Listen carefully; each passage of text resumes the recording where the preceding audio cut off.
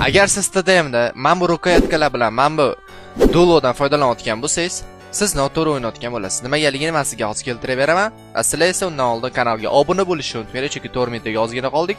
Bu videoga like bosib, o'zingizlarning TDM o'ynaydigan do'stlarga tap jo'natib qo'yishni unutmanglar.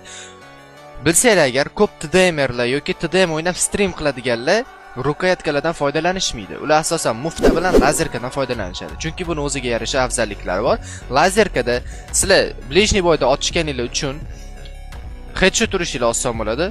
Точность kuchliroq bo'ladi lazerkada va o'qinglar nisbatan tekisroq uchadi rukoyatkalarga qaraganda. Chunki rukoyatkalar klassikaga asosan chiqarilgan narsa. Lazerka TDMda zo'r yordam beradi sizlarga mufta bilan.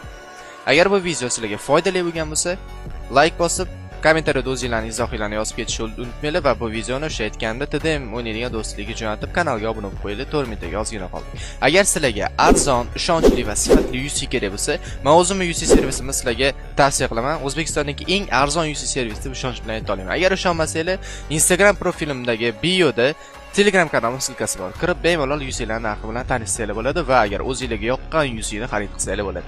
Hammasi tez va ishonchli. Klient bo'lib qolishinglar. Hammaga rahmat, charchamaydi.